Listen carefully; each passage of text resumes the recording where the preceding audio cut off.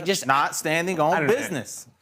I don't know. I don't know. I kind of enjoy. They made him take it down too, which is what's so insane. That's the crazy but part. the thing is, I hurt their feelings. Please, they were probably gonna. Never mind. to hold their money. Never mind.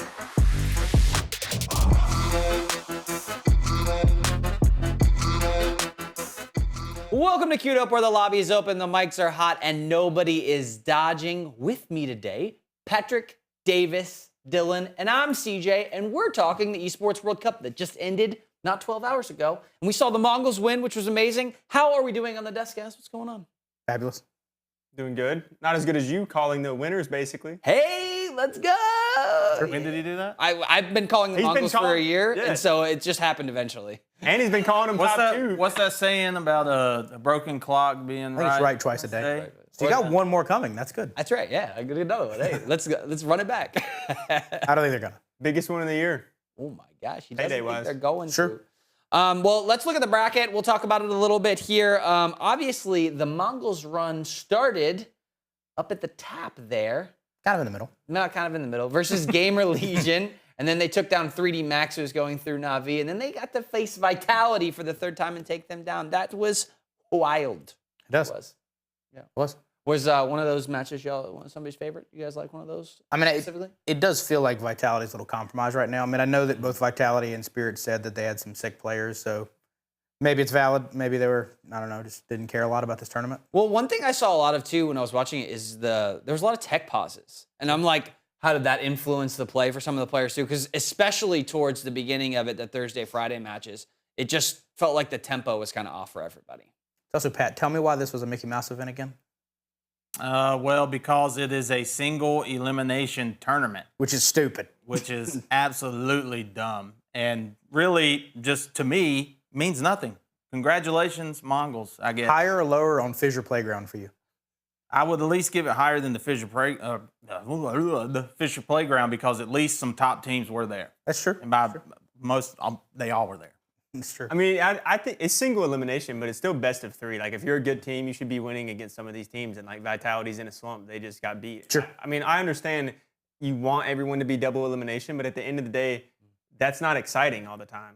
So I actually like the format. I think this was the biggest event of the year, and everybody should have been gearing up towards this event. There was a lot of upsets for sure. I mean, I still on paper think Vitality is actually a better team than the Mongolz. Okay, even though I do love the Mongolz. So you have it Vitality then Mongolz. Yeah, but like, crazy. yeah. I mean, obviously I root for the Mongolz, and I'm glad they won this one. But they did have to take down Vitality, which didn't look the best, if I'm honest. And then they kind of got an easy breezy win in the finals against Aurora, where they just rolled over them. I mean, the first map was close, but it wasn't something that it was like a big fight the whole time, you know? Totally. And this is one of those things where, like, weirdly enough, we talked about this in Power Rankings a couple weeks ago when we were kind of looking at what does the forecast look like for a Mongolz? Like, should you be changing this roster? What does it look like?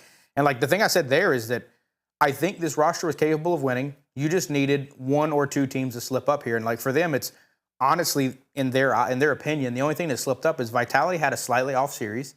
It's a best of three. If you would have went to best of five, I still probably think Vitality wins that in a best of five. But being as it's a single elim BO3, you knocked them out, and then Spirit slipped up on the other side of the bracket, so you played Aurora in the finals. And those are teams that they beat one team they shouldn't have. And that's it. The main thing that I love about Mongolz is the fact that they don't ever do it, and they won't ever do it, is complain about the IGL, like not being able to frag or anything, because that's who lost the game for Vitality, no question in this, is Apex. I mean, he couldn't do anything this whole series, and it's like, you know, you always have that person that's leaning on the crutch of, like, I'm the IGL, that's why I can't frag. Well, Blitz, he frags every single game they play in, and he shows that you can do it from an IGL side, and you really should be able to, I think. So it's really not that much different being an IGL making calls, because everybody's intaking information and making calls. Yeah, you might have the final say, but, I mean, the IGL is where a lot of the stuff ends up lying, and Blitz was playing really good, so they won. And I think as well, like, on the Inferno side, you saw Apex, like, kind of come back. He was, like, 0-1,000,000, brings it all the way back to even, and, like, won them. It felt like 6 or 7 straight rounds. I think it was 10-10 or 11-11. And then when zywoo missed the shot, it's like you could basically feel the emotion has left. This is probably over. This is it. Mm-hmm. But, I mean, to your point, their resolve is absolutely incredible. I agree. I mean, no, I don't agree. Okay, go ahead, Pat. What are you going to say? I don't agree at all. I think the Mongolz are a okay team at best. The problem with the Mongolz is they can never stay consistent at anything. And for them, this tournament, they took down Vitality. That was their giant that they finally conquered after so many matches. And congratulations, you beat them while they're in a slump. Now, I'm not saying it's never going to happen again because Vitality might just keep going straight to the bottom. They may never rise again. Navi did this last year. They showed us the path. It's possible they just keep going down and they sink that ship. But it's like I've yet to see the Mongols really conquer anybody worthy of anything besides Vitality right there in their slump. That's it. All the other teams got knocked out. Even MOUZ doesn't even make it to the finals. Yeah. It's like they beat Aurora, another team that is in this finals that just completely blows my mind. And when we talk about that later, wait till we see the stat lines from Aurora. Holy moly. It does feel like the Mongols and Aurora at times are very, very similar teams. Obviously, they're both pretty much national teams at scale. Yep. But both of them do a great job of like being able to control leads and also being able to absolutely get controlled in leads. And this one, I mean, like you said, Aurora never came back. Normally they'll go up and then throw it and then save it, or they'll be destroyed but then come back. There was no comeback. Well, I think one thing I just want to say is I think it would kind of be dumb to think that the teams weren't gearing up as this is the biggest event of the year. I mean, it's the biggest payout of any event that they'll play in the entire year. All the teams wanted to bring their A-plus game to this, whether you think it's Mickey Mouse or not, single elimination, this and that and the other. This was the tournament everybody was looking at for the last couple months is we got to perform here and we got to win the money. And at the end of the day, it might have been Aurora and it might have been Mongols in the finals, but they beat the other teams. Yeah, but like this is EWC we're talking about. This isn't a major. It's just EWC. It's just Saudis throwing out all that money at people. And I'm that's happy what they need. for the Mongols, sure, that they're the ones that get the money. But I don't think necessarily Vitality or Spirit or any of them are hurting because they only got $100,000 instead of the $500,000. Yeah, I think too, like, even one of the things that probably hurt Spirit is you just came off of the tournament you wanted to win the most. So it's like, this is Donk's dream tournament to win. It's like, it's not EWC. So it's like, I am curious how many of these teams wanted to care. Now, I think Mongols always care, which is probably why they were there. I think Aurora always cares and really wants to win something because they haven't got it. But then it's like, maybe a Faze, maybe a VP, but like, who else has got, at the beginning of the year, it's like, that's a big payday. But Fisher Playground's $1.25 million. You didn't care about that? They didn't even show up. That's right. That's true. I mean, I don't believe that the teams didn't care. I think some of them just didn't perform this weekend, right? It was a weekend full of all kinds of upsets. The other one that we saw, if we can look at the overall placings for the whole event, is we saw Spirit fall in round one to a Heroic, which that one is like mind-blowing because they won last week. Yeah. Literally Sunday, they won the overall event, and then they showed up here and just could not get anything going against Heroic. Tanier had a crazy series against them. I mean, the first map on Ancient between him and Zontix was just back and forth. It was a really fun match to watch, but it definitely was not the Donk show as it normally is. And clearly, Chopper and Zwei did not perform in this whole series overall. So sure, I think it's a honeymoon, right? Like Zwei played progressively better through the entire last event, and then weirdly, also Zwei and kyousuke, both of those did not perform well at this event. So maybe it's a little bit of fatigue. Maybe it is the fact that they've been grinding it out for the past 3-4 months. And that now it's like, dude, I'm getting tired. We won on Sunday. We got on a plane on Monday. We landed on Tuesday. We played on Wednesday. Nah, I don't think you should be playing. That's all the events of the whole season. Normally the tier one gets the first week or two off. So you get like that extra week or two to grind, face it. But, I mean, I don't disagree. I think it's a stupid excuse. I mean, you're playing for over $1 million. Like, I would be sweating for sure. But it just feels like they didn't care. I just think it's the vibes of the team. I mean, they have a great team that's winning 2 events, and then they announce that they're going to drop 1 player. And I mean, the player played pretty good in this event. It's not like he's pulling them down, but they know they're switching up the roster. It's just like I think that shot the whole team, and they didn't perform. Yeah, that could. I don't know if the mini battle between Tanier and Zontix was like what was in their head, and like once Tanier won that 2v1, and it was like round 6 or 7 or something like that. If it just kind of threw the mental of like, yep, Tanier's the guy, Zontix is out, and so let's just pack our bags up. Like, what's also something we'll talk about in a little bit, but it's like the current meta is so CT sided, and it was like every time Spirit needed to do something, you're like, all right, cool, they're gonna lock in, they're gonna come back. It's like, oh wait, you're on T side. They've got money on CT. This is gonna be a hard comeback. And then they just got out IGL'd. Like Chopper obviously wasn't playing the best, but then it's like it literally felt like Heroic was calling better than them too. And it's like like the 2v1 play, it's like that is just a misplay. Like, don't get me wrong, Tanier played well and like did his best in that, but like you gave it to him. Sure. I mean, Zwei started the round off with 3 kills. So it's like they had the round 1. They just had to the 5v2 that you shouldn't lose. And that's kind of, I say, typical Falcon fashion, because Falcon had a couple of those moments as well where like they just fell apart when they should not have. But I don't know, I did not expect the conversation, if I'm honest with the guys today, is like, I was like, oh, the Mongols won, it's great. But now I'm thinking like, yo, if the Spirit end up in the other side of that bracket, or MOUZ, or somebody else, and the Mongols take them, I don't think they get smacked. They got smacked a week ago. Like literally 1 week ago. They beat Vitality. I mean, yeah, and they got smacked by Spirit. I don't know. I mean, maybe. I don't know. Good. I don't think. I mean, with how the things played out, Spirit did not look good. Mongols would have whooped them. That's how I see it. Totally. And it's one of those, I think you're going to have a bad day. That's what sucks about a single elim.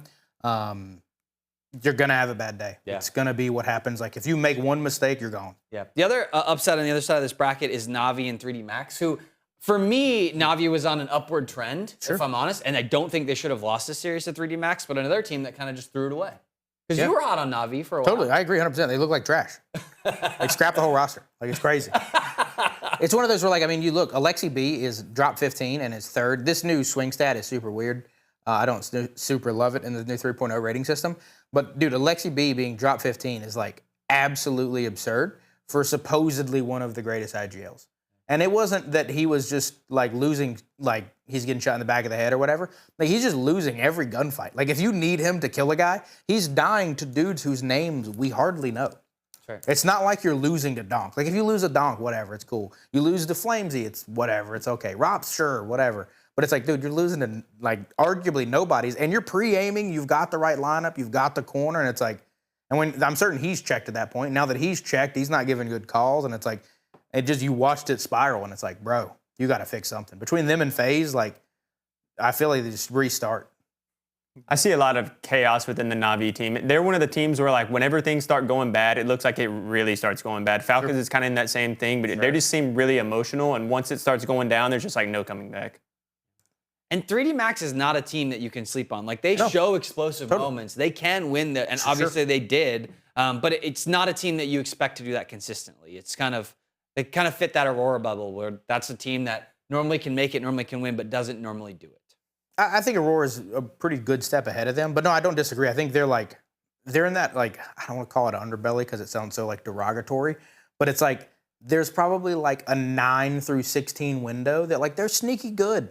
If, like, Heroic, like, Spirit played a little bit bad, Heroic's capable of beating them.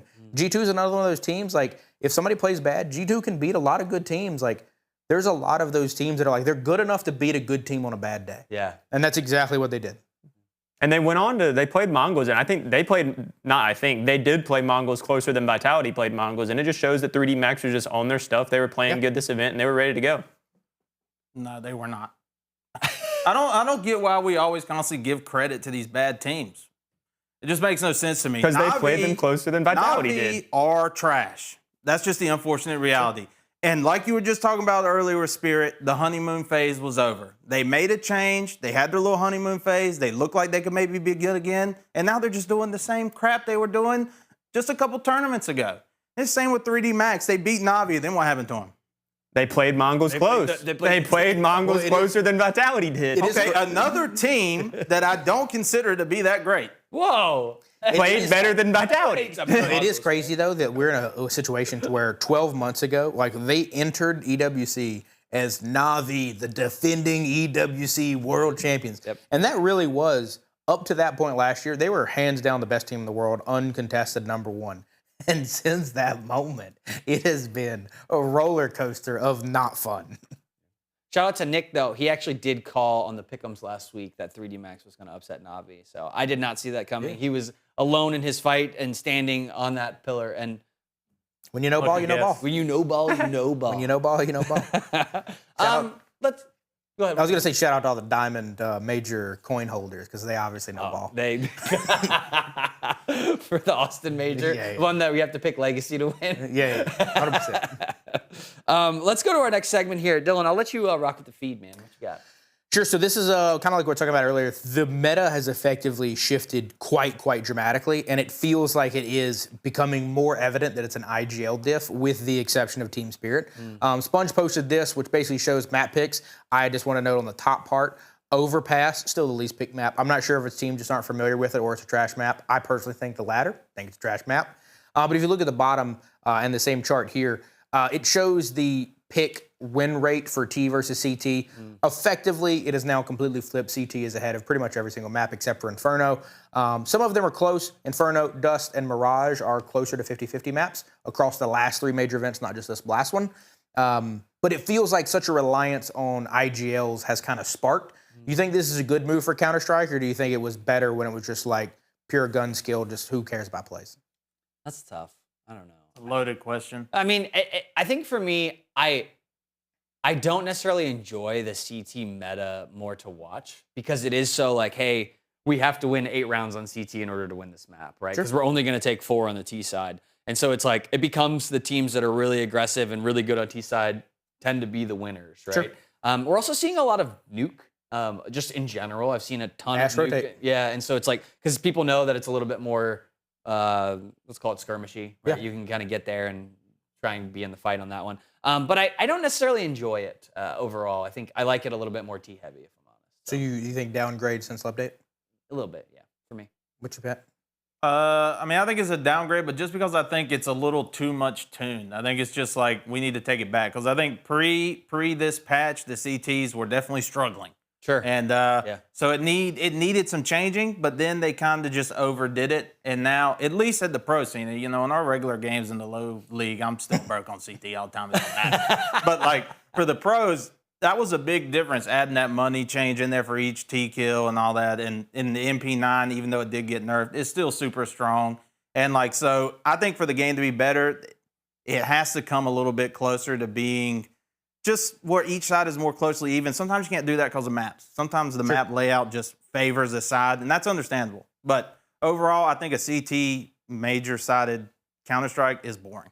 It's not fun. What about you, dude? I kind of like it, to be honest with you. I think that there needs to be more emphasis on the IGL, and there needs to be more emphasis on the play or the team playing together. And so I've actually enjoyed it. I do think it has been a little bit more stale at times. Like you don't see as many swing rounds and like stuff that happens when, or many rounds that are flipped. You know, like a T gets like a big advantage, and then they usually win the round. Or if the CT kills 2 off the start, they're probably going to win that round as well. You see a lot more saves, but I think it's how Counter-Strike's designed to be played, and I enjoy it. A lot more comebacks for sure. More comebacks, but then also less of the liquid saving without dropping a body and 3 minutes left in the round, right? Like you now have more confidence on CT to push things. But I do think, to your point, Pat, like it's interesting, Dust 2, Mirage, and Inferno, all 3, this is the closest they've ever been in win percentage up and down in terms of like T versus CT. I think it's like 52 to 48%. It's the closest it's ever been.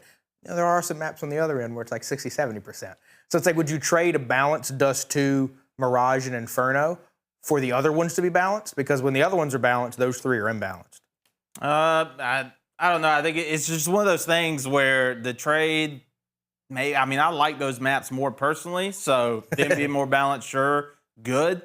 But it's just like a lot of those maps just, one, don't get played that much. Sure. Usually probably because of things like this. But when they do, it's just not fun to see a match where it's like, okay, this team's on CT.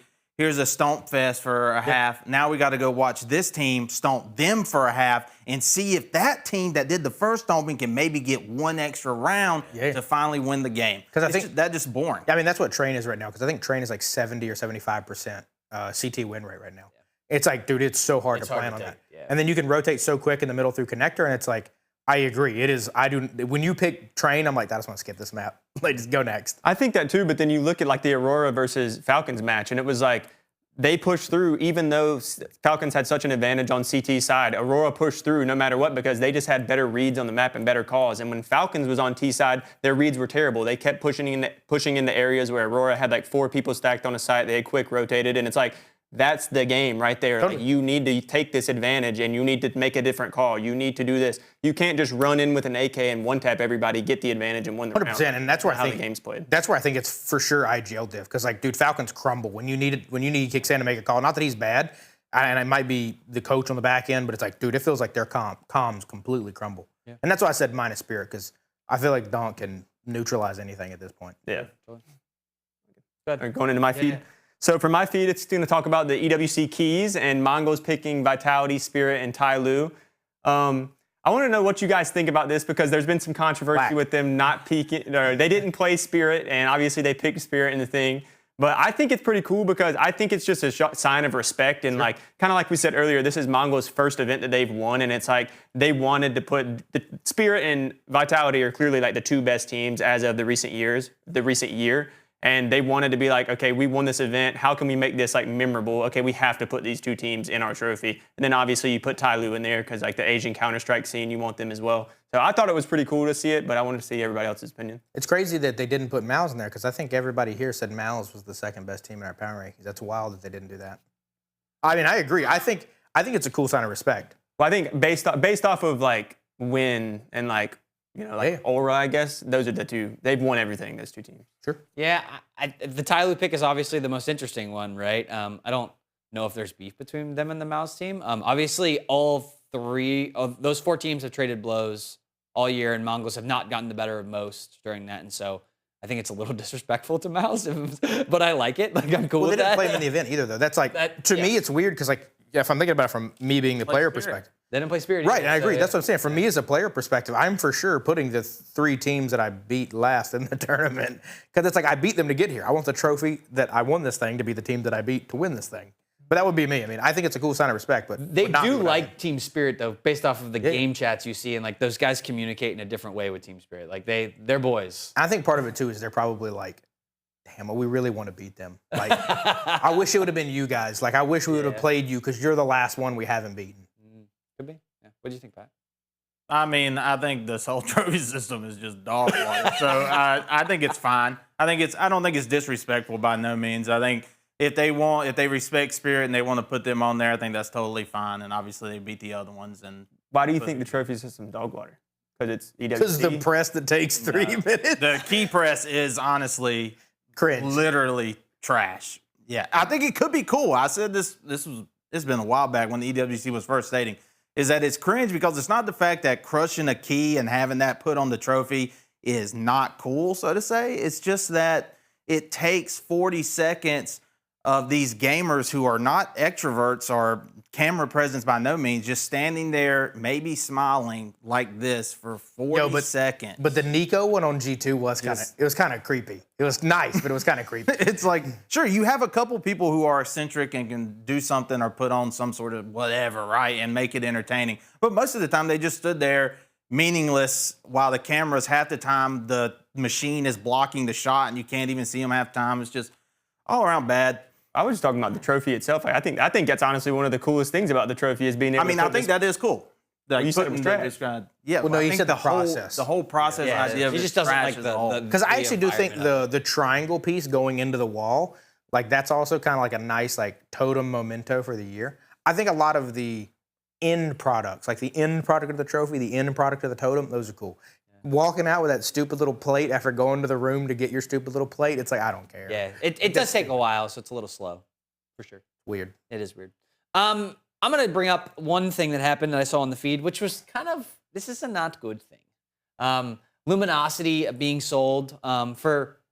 Luminosity has been around for many years, right? And so when you say an evaluation of this company is $645,000, plus any debt they have and what debt has to be paid, and so I think you said there might be a rumor that it's $3 million in debt that they're buying as well. So it's just one of these things where you kind of have the esports industry with have and have nots, right? And so you either have a money backer and you can continue to go and fight through stuff. And we're seeing this with Complexity and other orgs as well of just, hey, what scene can I enter and not enter based off of the dollars I have in the moment? But it is not good news, I think, for the esports industry as a whole that you see another NA kind of org fall over. But what do you guys think? Yeah, it's tough because we're talking about the prize pool. This event, while me and Pat may think it's a B tier event that nobody cares about, it's still worth $1 million. Same thing with Fisher Playground; it's still worth $1 million. Really? And it's like you have to be winning some of these. There's a cool article on both Heroic as well as Spirit about how much profitability they've had in the past couple of years, and that has been either Spirit's case. They specifically are targeting Counterstrike. They're winning events and they're selling players. And then Heroic is just farming their academy, getting good players, getting favorable contracts, and selling them to other orgs, and making a lot of money doing that. LG hasn't been doing that. Complexity hasn't been doing that. And it's like, it's almost like it doesn't matter how good you are at the game. If you're not good at the game of finances, it's irrelevant. And this does suck. I mean, these are Call of Duty champions. These are Counter-Strike champions. Like, this is a significant org to lose, but it's like, and you didn't even lose it on the field. You lost it in the back office, which is tough. Yeah. Can't pay, can't keep going. Hopefully everybody got paid. That's the big piece. Hey, Sad to see. Sad to see. Old Doors going down, but I think that's just the esports business as a whole. It's pretty bad right now, and being able to become financially viable and how it all works and the tons of money. So, like you were saying, if they don't have some big VC or something that can just continuously fund the losses, it's just over. What about a big stake logo right here? That could have done it. Yeah, I mean, selling out to the gambling sites will get you money when you're losing, like Vitality have been doing. well, and LG is one of those brands, kind of like Cloud9, that they've made some awesome merch over the years too. Where like their merchandise business probably was profitable at one point. I haven't seen as much of it recently, but that's one of those pieces of that's probably one of the reasons it's worth as much as it is, because they made some really cool merch at a certain point. Yeah, I mean, Luminosity used to have Ninja. Wasn't he a part of theirs when his stream was blowing up and during the Fortnite The Mixer days too. Yeah. They also had a crazy COD roster with Formal and some other cats on it too. Like, I mean, they've done some incredible stuff over the years, and like when you think back on those like high moments, it's like hard to look back on it now as to like, you know, when it's in one of the more low moments. But that is to where, you know, maybe you have to go make a deal with the devil and the gambling sponsors, something you don't want to do. Could be part of the reason that they fell into this place, which does suck. The real question is, did you buy the stickers before they went up? Because I'm certain they're going through the roof. Yeah, Luminosity stickers. I'm certain those major stickers are. That's unfortunate. Another missed opportunity. That's right. Pat, give us your feed, man. Yeah, my first feed was the fact that this whole Tyloo supposedly got hacked little fumble thing where they said they were like, oh, Donk's going to be joining Tyloo. One, I don't think this was from a hack. I'm just going to be real. Most of the time, if we look through history, when people hack, you know, company sites or something, they don't make an elaborate post like this that is nice and beautiful and nicely typed out. They normally either one, say some no-no stuff or just anything usually inappropriate. So this was like a type, it's supposed to be funny. Social media funniness is all in right now for brands. It's all about, can we be funny? And I think this was just, we won't talk about disrespect, but I think this was more disrespectful than anything, just because the world is full of misinformation and stuff. And the amount of people I looked under this, like, at Grok, is this real? Oh, there's no, it's just, I'm certain there's so much Spirit noise. didn't like it. Yeah, there's so much noise going on online that jokes like these are just, they're just dumb. And then they just... Well, I have a good feeling they basically thought it would be funny, did it, saw the internet, hated it. I'm like, nah, we got hacked. And then they go for the hacked route. Yeah, it's just... Because Mesport did the same thing. Yeah, with Elige. Yeah, same thing. It's like, bro. They're just farming engagement. Yeah, it was kind of memey that was going around too, that whole thing. Yo, with how much Twitter's paying right now, though, man, maybe that could have kept LG afloat. Maybe they should have Need a posted better it. social media manager. We got to Exactly. troll more. Yeah, I don't know how you fix it. I feel like you gotta like, dude, if I'm Blash somebody, I feel like, dude, show me that this thing got hacked, or like I ain't letting you come to my next 2 events, bro. This is crazy. Because like you said, like that could cost. Like, what would happen if like one of Spirit's title sponsors was like, oh, you don't have Donk, come out, and drop him immediately? Because then it's like, yo, you just cost him $1 million because you said some nonsense. Like, it's crazy. No more silliness on the social media. Okay, let's. I thought it was silly. I thought it was funny. I don't think it was funny. I don't know. It's just a weird one. We don't know because we didn't see it. What was your reaction when you saw it? My reaction was like, ain't no way this is real. That was my first reaction. I was like, You were like, oh my gosh. And then you were like, no, I wasn't like, oh my gosh. I was like, there's no way this is real. Are you more okay with that or the Mesport one with Elige? Because that one is like, I'm certain Elige had no idea. And then 2, like he is going somewhere probably. So like that one is one of those where it's like, oh, it might be him. Maybe I got sold. I think they're just all bad. I'm all for brands being funny and coming up with jokes and back and forth with each other and all this. I think it's fine. But this, we're just like actively involving players that may be going through bad times. Donk obviously is not necessarily the one for that, but it's like, and then it's just. He just lost to a heroic in round 1. He's going through a bad time. It is crazy that it's like a Jordan-esque player and an org that is like reasonably relevant. This isn't like it's a wild card. Like Mesport is a little bit less relevant than org. Like this is like a decently relevant org. Yeah. Well, let's jump back into some of the EWC action that we saw. One of the teams I want to talk about. Let's talk about the journey of Aurora to make it to the grand finals. First match, they had to take down Faze, which I actually had Faze over them in this match. You are brave. I had Faze to beat them as well. You are both brave. They were just both so bad going into this event. I could see either of them winning. I mean, Aurora had thrown that series against the Mongolz the week before, just on that awful comeback on Dust 2 and Mirage, and it was like, you know, Faze for me is still tried and true, like a 5-6 team. So on paper, it's like I think that. Why do you put Aurora so far over them? That's it. No, it's not that. It's just Faze right now are playing like hot garbage. Look at Elige, he's plus 15. And they're kicking him off the team. Yeah, I don't. That's my point. That's the guy they're firing. It is odd. I will say, after this and after they've dropped Elige, I've just come to the conclusion that FaZe does not care about winning. I don't think they're interested in winning Counter-Strike anymore. They just want to be a content org and be friendly with each other. I think eventually we're going to see them leave the scene, to be honest, if they continue this. I mean, the Brokey exit and come back, the fact that I think Elige is one of the best 3 players beside Frozen and Rain on that roster, and that's the one you want to kick off is very odd. I don't understand it. Yeah, I mean, as we flip the script onto the Aurora side, I think that this given the first 6 months of the year, this shouldn't be surprising because they are one of the teams that have beaten Vitality with ROPS this season, right? Yeah. They made deep runs when they were still under the EF banner. Since they've been under the Aurora banner, I think they only maybe played the major under that banner. They might have played a tournament before that. But since they've been under the new banner, they haven't looked like a T4 team. But from January to probably April, they were confidently in the T4. I mean, it was for sure Vitality, Spirit, MOUZ, and Eternal Fire / Aurora. And then, sure, Mongolz have now kind of snuck in there. So this is a good team. But just like the Mongolz, sometimes they're hot, sometimes they're cold. So you don't know what you're going to get. I think that was the biggest thing about Aurora this thing was Xantares was hot and literally nobody could stop him. Like he was just popping off every single game and he carried them all the way. Till the end. Yeah, exactly. Yeah. He carried them all the way to the end. Crazy plays. There's so many different highlights from Woxic this whole event. Totally. It was wild. And then even when you look through, it's like you've got Joda and Major in there too, like at times making very critical decisions. Sure. And it's also wild to think, I mean, I think me and Davis were talking about this when we were watching some of these, but it's like, I'm pretty sure Major retired when Valorant came out because he was old, didn't think he had anything left in the tank. Went and played Valorant because you don't need as much skill to play that game, obviously. And then comes back to CS. And this is what he's doing because he's like 34, 35. He's like, you know, Kerrigan level old man out here. And he looks good. Like at times, like, sure, you give him the IGL crutch, but like, dude, for the IGL crutch, like he's an above average player. 100%. I think Pat has something he wants to say. Dude, no. You still stuck on the Valorant piece? Great. No, well, obviously you're wrong about Valorant. Valorant takes more skill than Counter-Strike. You say it right here? Whew. But that's beside the fact. That's beside the fact. Major, boy, I wouldn't even put him nowhere near the top. I would put him with Kerrigan. I was going to say, you want to put and not in terms of legacy, just in terms of it's time to pack your bag, buddy, and move on. Dude, did you see Kerrigan in their series?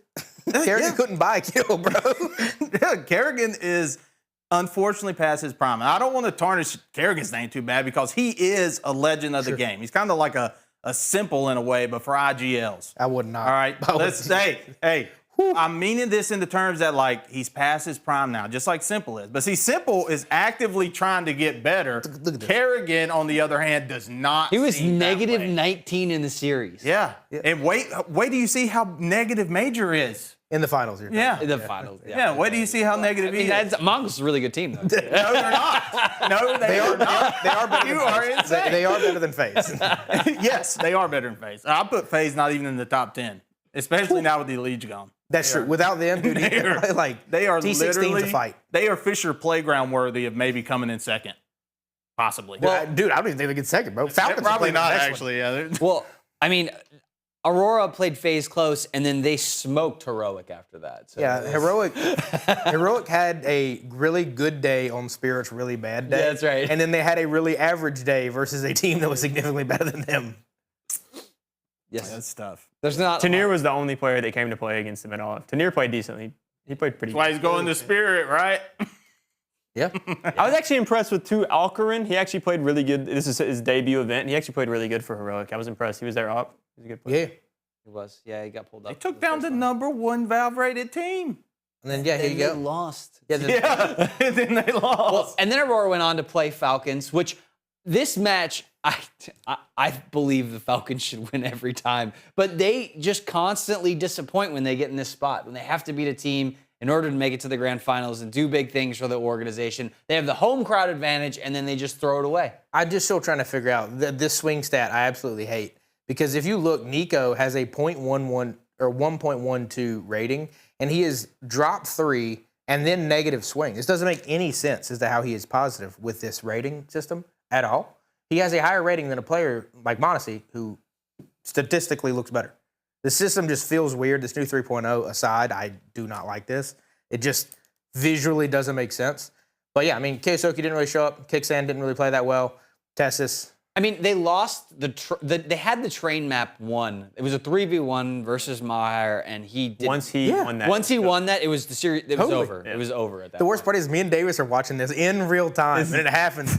And I said, like, dude, there's no way. And then it happens, and then Davis is, because the whole time he's pulling for Mongolz over your fangirl. Yeah, sure. As soon as it happens, he's just like, nah, it's chalk. There's no way that just happened. It's actually over now. And that's like the Falcons' fashion. They always find a way to lose a round that they should not have lost to the opposite of closing a game, to open the game back up for the other team, and then they throw it away. And There's so many memes of like the map, and it's got them in locations in like a 1v3 or 1v5, and it's like, imagine, it's like, dude, you're like 6 deep this year on those.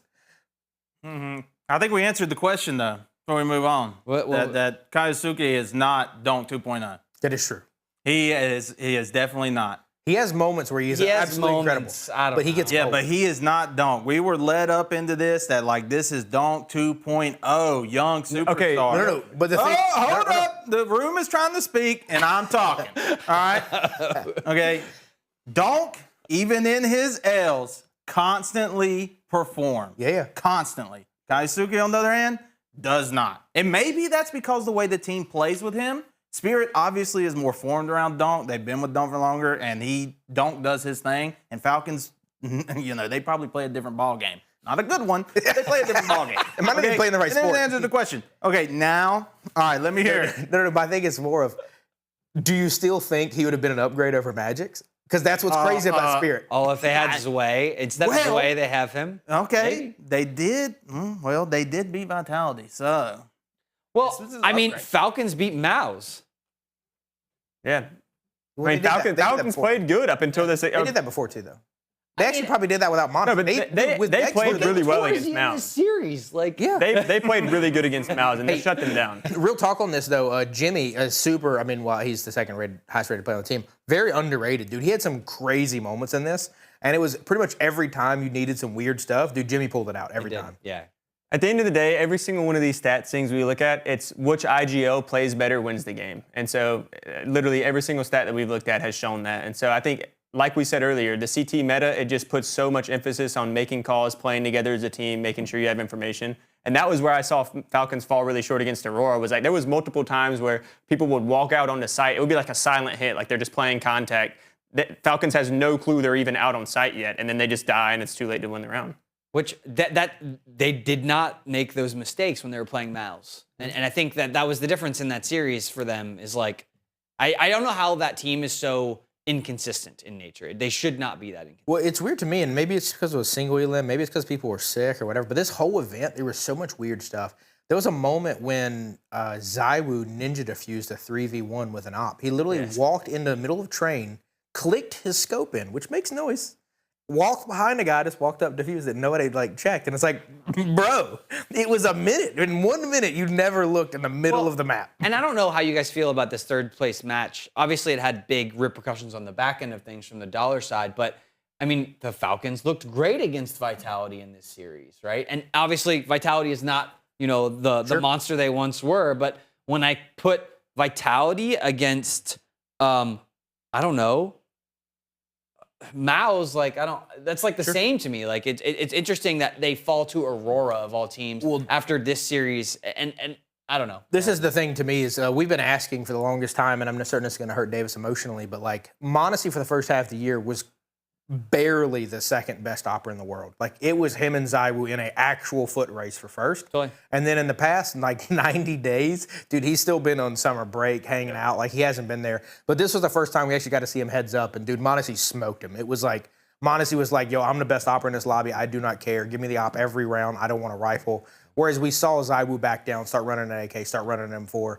Might have been more economical decisions, but like, yo, Mondesi was hot. And like, if I'm playing him in that moment, I'm like, this ain't how I'm fighting him. This is like how they were playing when they were on G2, honestly. Sure. This is the G2 Mondesi that we had not seen until probably this moment. We haven't seen that since like Australia, like 4 months ago. It's been a little while.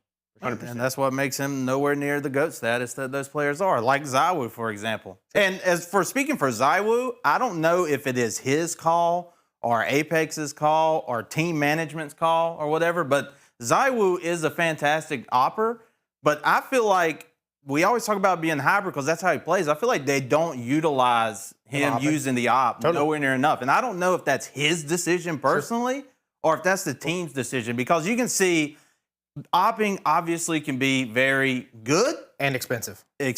Or when it's going bad, it's bad. Because when you see an opper down bad, like Mondesi or 910, and like you spend all that money and you're missing point-blank shots, it hurts. Yeah. But Zywoo hits incredible shots, and I would like to see him use the op more on T side. I feel like he only ever uses it on CT side now.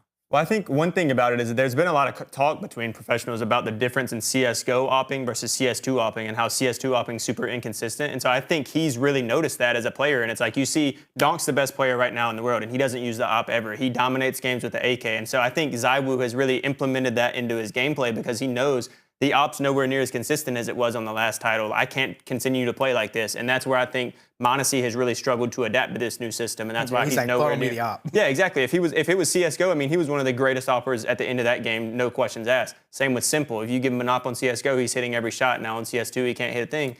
It's just, I think it's just a matter of how the game's really changed going on to CS2. And I think we're going to see more players continue to have to implement that into their game. Well, I think it's, to your point, Pat, I think it's like, do we push players in this hybrid role? Because like I personally like what they're doing with Mondesi, because it's like, yo, you figure it out.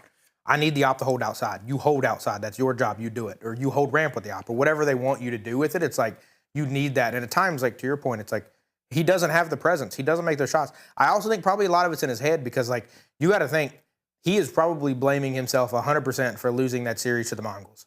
And it's if he has any other gun there, he gets that kill. And because the op has too long of a reload, he shot too early, 100%. He could have picked up an AK on the way. That probably is going through his head. So then the next day you're playing a really good opera, and it's like you're a little nervous, you're a little hesitant. I'm guessing he probably was like, I'll just take an AK. I'll take an M4. It's cool. I don't think Zywoo backs down like that. That just doesn't seem characteristic to me whenever you are constantly being toted up as being one of the greatest players of all time, right there along with Simple and all that. Because like Zywoo, while he does miss some shots like every opera in existence, he still hits those shots that matter and those flicks and all that. The one on Inferno is just unlucky. Sure. It's just complete unluck, out of his control. The man crouches at the exact time he needs to with his third eye. I think though the big piece there is like, is it one of those that's out of his control, and do you want to keep triggering that? Because like I think that when he uses the AK, he gets kills with the AK, and that hypes you up. Like you're back on. I just got a 3K. Let's go. I just got a big spray. Let's go. So I don't know. Moving forward, I think it'll be exciting to see how he adapts to it. I just think it's an interesting one because obviously Vitality's in a slump. They are obviously in a slump right now, and I don't know. I'm not a coach. I'm not a professional player. Maybe that could be a potential outlet for it. Maybe not. Maybe they need to just tighten up. Maybe they need to make roster changes. Well, just kidding. They don't need to make roster changes. They're not in a slump. This was a B-tier Mickey Mouse event. They're not in a slump. They lost the previous ones that were S-tier. They wanted to lose. Which was... He gets it. He gets it. That's a shot. Dylan, why don't you tell us about another team that's in a slump? Well, I mean, I don't know if this team's in a slump per se, but I think they're gone, which is crazy. I think they've been in a slump the whole time they've been in Counterstrike, unfortunately, which is really unfortunate. We have Complexity, which their message from their owner, Jason Lake, officially announced they're departing. Then the roster immediately got most of it picked up. So they will still continue to play, and those players are fortunately still going to be in the scene. But it sucks, man. It's one of those where we talked about it earlier with Luminosity, and this is a staple American organization. I mean, there's probably nothing more American than the Dallas Cowboys football. And if you're at the front of their stadium, you see the Complexity logo directly in front of you. So it's unfortunate not to see them in a major esport like this. But like we said before, they probably didn't do the gambling piece right. They probably didn't do the monetization pieces right. Yep. So the big question is, what are the outlook for American CS, though? Not good. Is it just gone? I don't. We got like two players. What team? You know, like, we don't have them teams. We got like two humans. Especially with the Esports Nation Cup revealed next year, it's like I have no clue what that American team looks like, and I don't think they're going to win. That's a good call. That's a very good call. I mean, what's crazy is we will have the Mongolz and Aurora, which are literally those teams, which is crazy. Yeah. But no, I don't disagree. It's like Complexity actually did a good job of helping farm younger players, and they have helped increase the minor league scene, if you will. There's no one that does that. Like, that's it. That's the end. So it's like, if you're open for the taking. Open for the taking. But if you're a 12-year-old on Counter-Strike in America right now, what do you got to look forward to? You've got no banners with the USA flag on it. You've got one player that's relevant who's repping America. I mean, and how do you really get noticed? I mean, you're playing on NA Face It that just got slammed by everybody in Europe for being so trash. It's just like, it almost feels like it's all being just like shut off from the other side of the world. Yeah, I mean, you open Pandora's box a little bit, but like NACS in America under 16 doesn't exist because parents and schools ban Counter-Strike as a game they can play, right? Like, you don't see that game played on that level. And the colleges don't even adapt to it. Like, most college teams aren't invested. They're playing Overwatch, which is crazy. Exactly, yeah. Because it's one of those where, like, you know. Family friendly. Yeah, well, we got like 400 million people in this country. Most of those European countries got like 5 or 6. Yeah. It's like. Yeah, why so much better? Play Valorant. That's where all the NACS players go. That's right. Now, they're just using that for dating. That's right. They're just doing that because it's easier to play. Hey. That's my guy. Davis, what you got for us, buddy? What is my second one? Oh, my second one, actually, this one kind of ticked me off because, you know, I like Modesty, but Chopper was calling out fans at the EWC. And don't get me wrong, it was kind of crazy, like the reactions from some of the crowd and how they worked and everything. But in my opinion, how do I want to say this? I mean, you see all these orgs leaving. You see the state that esports is in right now. I think people need to be a little bit more thankful of what Saudi's trying to do for the esports scene. I mean, without them, they're funding so much of the esports world right now. And you can say watching if you want, but there's watching. Okay. No, that might have been watching. Sorry, I want to interrupt you. No, you can glazing the donut. Yeah, I mean, regardless, they are putting so much money into a scene that is dying and that is going away, and you need to put a little bit more respect on them. I agree with what Davis is saying completely. I think the Saudis have gotten repped in this negative way because they're trying to do things. They put on this event. They are pouring money into the scene that people can use to reinvest it into the scene. They can do a lot of different pieces with. And there are folks out there that think that that's just a terrible thing, and I don't understand why. And no one else is doing it is a thing, too. Like, literally, no one else is pouring money in like them. No one else is trying to build the scene like they are. All they're worried about is their own team personally, trying to win games and trying to make ends meet. And it's like, we have someone who can actually do this, and they're trying to, and people like Pat are just constantly saying everything they do sucks. That is not true. That is true. That is so true. That is so true. No, it's not. Hey, you know what? I'm going to give Pat safety here because I'm going to say that this is the craziest sucky thing ever. Like, there's an actual incredible piece that Richard Lewis just did on this, talking about the sports watching behind it. He released like a day or two ago. 10 out of 10, you should recommend. You should go watch it. It's like 30, 40 minutes long. And like, he basically goes into like, they let MOUZ and Navi and these other bring fans in, and they kind of sort of paid for it. But then you had to hit like weird quotas and all this other nonsense. And they made it really convoluted on how to get your fans there. And it's like, they're just doing this to be like hyper PC and like win people over. And like, again, I don't really care about the politics side. It is clearly a political move for them. And it's like, if you disagree with the things they do as a country, then this is 100% an effort to get rid of that, right? It's like, hey, you know, we're going to let you have tattoos and dress weird and, you know, be part of LGBTQ communities and stuff at this event. But the rest of the country, you totally can't be. And it's like, it is a weird cover-up thing. And it does feel like they're literally just buying a cover-up. And again, if you don't care about those things, take the money, bro. It's weird. I mean, regardless if you care about it or not, if your org's going under like all these other orgs are, like, for sure, you need the freaking money. Totally, 100%. It's like, I'm not faulting the orgs for it necessarily, but it is one of those where it's like, how is there no one else doing this? I would take Kick first. I would take Stake first. I would take ggbet.com first. Like, this to me is like the last one you should take, personally. But again, to each their own. I think people should stand on business. I think people let them stand on it. People need to have morals, and if something compromises your morals, then don't do it. And I respect the people that choose to do that. All the people, all the political crap that goes on, the streamers not attending, all this. If you don't back Saudi Arabia, don't be a part of it.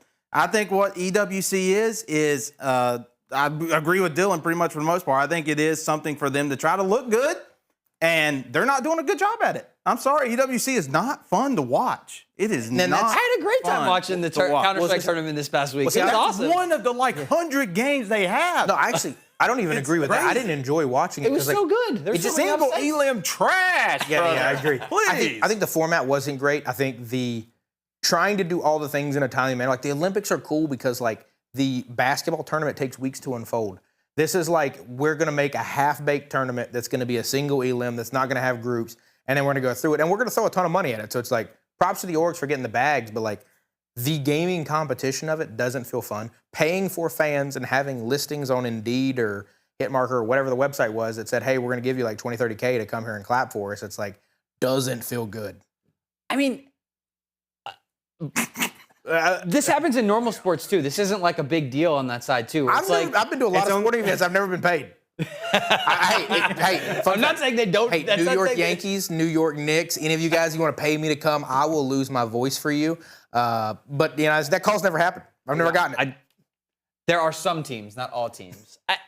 I think that the other piece of this conversation is the fact that teams can choose to pocket the money or they can choose to reinvest it into the esports scene, maybe their country. Maybe the Mongols take some of their winnings and they're like, hey, we want to build up more CS players, and that's something they do. And I think that's good. And I think they could do something like this, even if it's, let's call it, if you want to call it, you know, bad money or whatever showing up, that could be a positive outcome for the bad money.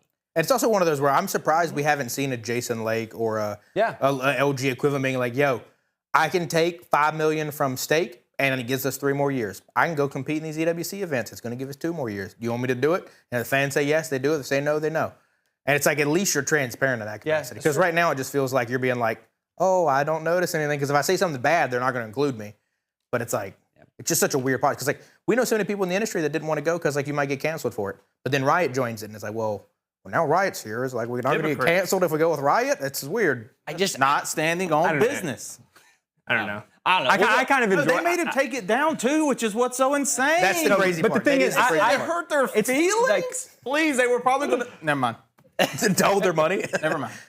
They took it down. That's the problem. Is like this to me is like whether it's real or not or whatever. All the stuff behind the scenes. This is just like Chopper voicing his opinion, talking some trash about this stuff, and then they make him take it down. I mean, I didn't know Saudi was so PC. Dude, They crazy. They're woke. They should have called up Putin and had Putin make the same video. So we gotta move on, but I'm gonna let Davis have the last word. I was just gonna say, I think it's cool what Falcons have done because I know how they started with Al Dosseri. He was dominating FIFA, and he really wanted Saudi Arabia to have the opportunity for their kids to play esports, and so he was part of the royal family. He talked to the people he needed to do and got Team Falcon started. So it is a real thing. They do have real passion behind esports behind it, and so whether they're trying to watch people or whatever, make people think they're certain or not, I think that, you know, Falcons is a really good team and they have passion for esports and they're trying to keep pushing it forward. That's right. That's a lot from a City fan. There you go. All right. We're gonna go to the next thing.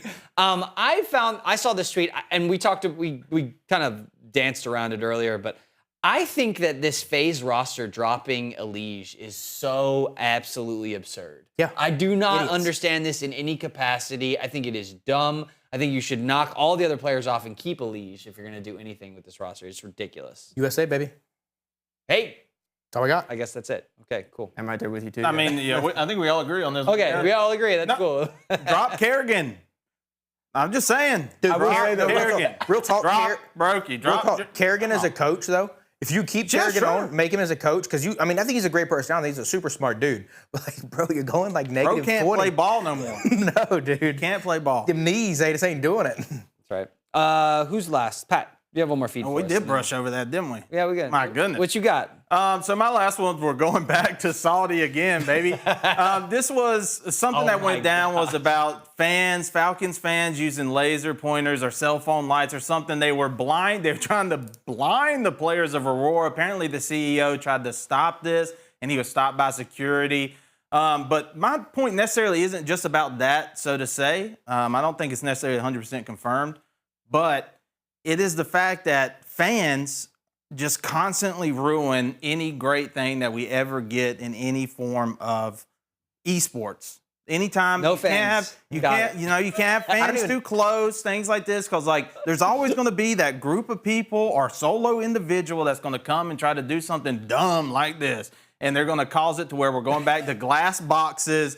Turn the other way, no yelling. Like, the Falcons fans were literally yelling and trying to, like, cheat in the way of, They were getting paid, bro.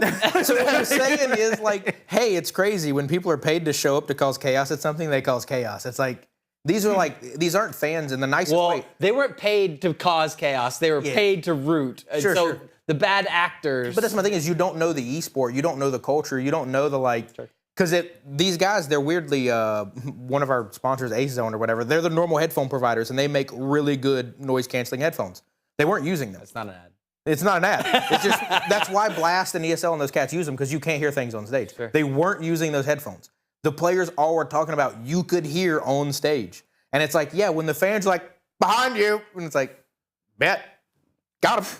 Yeah, people talked about this play from Nico that I'm not sure exactly what play, but people were talking online about how, like, it was basically like cheating in a way, that the way the crowd is reacting with it and stuff. And it's just stuff like that is so, it's just so disheartening to hear that we sometimes scoop to this level of, like, as a fan, just enjoy the game, root for your team. There's no need to yell out in front of you, behind you, they're A, they're B. Why are you trying to... Cheaters, bro. Let me tell you, bro. Cheaters. Tarkov, counterstrike, cheating taking over. Davis, I don't have anything to say. Davis, Come on, give us what do you Davis is think just like, about I'm it? done with this. I mean, obviously I don't think this is a good thing, but I think it's going to happen at any event, just like it happens in regular sports. Like, the crowd's always going to be involved in the game, and if they're passionate about their team, they're going to try to get the edge for their team. But this is more like throwing a certain object on the court at a women's basketball game. No, that's funny. No, that's funny. Is it funny, though? That's kind of funny. Is it funny? I don't find that funny. Let's talk the Blast open format. We've got two groups coming up. I don't know, is there a graphic you can show us of the two groups? You should be happy, Pat. They're seeded, okay? This is a seeding tournament. We got Group A, who I don't see any other team that can win this other than Vitality on here. Faze is right there. Crazy. Your boys. No. What about Navi? Let's go, baby. I actually do think that Faze v Navi on the dude. First off, Fnatic and Ecstatic could win those matches. To be very clear, but hopefully the Faze v Navi matchup. Hopefully it is a good series at least. I think we're going to see VP versus Vitality. Which if Vitality has a bad day and VP has a good day, there isn't a chance that Perfecto and Electronic did. Dude, if they like they did in that final, there's a chance. No. Group B, I think that Group A is this just is the fun side Vitality right that's going to go through. This one will be a little bit mixy. I think you end up not G2, MOUZ versus Spirit in the end, and hopefully MOUZ beats Spirit. Wow, it's crazy. And would you call something else here? What are you seeing? Well, one, I think G2 and Liquid is going to be a great match for all the wrong reasons. I think it should be a great match, but however, it is going to be a great bad match. No, stop disrespecting G2, bro. G2 are so much better. Stop disrespecting Liquid. Liquid's been playing good. They almost beat Vitality 2 weekends in a row. The slump team. They Good for literally them, almost dude. beat your boys. You're 2 beating weeks in a row. somebody that's down on the ground. They're the #1 team still, like y'all were No, saying. they're not. They're number 2. Spirit's Okay. number 1. So do you think that like Legacy or any of those other cats got a chance at all, or is it just going to be? I think ain't we doing some pick'ems? No, we're just wrapping it. So we're gonna wrap it. Oh well, then yeah. I mean, I personally, we can do some pick'ems. Let's do them. Actually, you just throw them all on screen. just throw them Totally up. fine. Just throw them all up. I put Legacy to beat Furia. Okay. I'm all for it here. And G2, my boy, dude, give me some hands, brother. Gosh, I can't believe you went against Liquid, brother. What is wrong with you? dude, Liquid. What is wrong with you? They're way better. No, G2 is better. Okay, real talk. One, I just want to. You have Gamers Legion, which I admire. I do, and unbelievably. You have Fnatic, which would be amazing. They would be amazing. That is so brave. And then you have Legacy. Why do you have Legacy here? Do you hate them that much? I'm going to be real with you. I think Fury are trash. I've been saying everybody's trash this whole You can't talk about episode. bad Fallen like that. Okay? Yeah, I can't because Fallen is like Kerrigan and like he needs to go back to retirement. All right? Okay. I will change my vote to Legacy with you if you can tell me 2 players' names on Legacy. Nope, I'm not doing that. Emilio. I mean, I do know obviously that, but now real talk, I think that it is plausible for Legacy to win. Because we can't sit here and talk about Na'Vi like there's something special. I can see Na'Vi dropping to Legacy. Do I think it's a high outcome that Legacy win over them? No, it wasn't. No. It wasn't. It was Na'Vi v Fnatic. Legacy. It was Fnatic v Legacy. Oh, It was Navi v. No, Navi No, v. it's- Fnatic. Navi. No, it's was Navi, Furia and Fnatic, Legacy. and Furia. But Yeah. sorry, yes. Either way, both Furia is the same way. Furia has moments where they look okay. Yeah. And then moments where they look like complete Furia, dog Legacy. water. It's all the same, but both Furia and Navi are literally the same. There are two teams that I could see easily dropping to someone like Legacy. Fnatic's more of a stretch. I'll be real with that one. But I could definitely see it happen. I wouldn't be surprised, and that's why I picked them as just kind of like an upset thing. And I do think G2 are better than Liquid. Well, That's crazy. We're going to Heavy see God, how it baby. all unfolds over the next week. So let us know what you think in the comments below. Go ahead and see who's going to be the winner of Blast Open. Is the London Blast Open? Thank you. I appreciate that. Yeah, it's what we're here I just needed a second. But thanks for watching our episode. Appreciate you guys. We'll see you next week at Into the Smoke. And nope, queued up. So have a great day. We'll see you later. Bye-bye.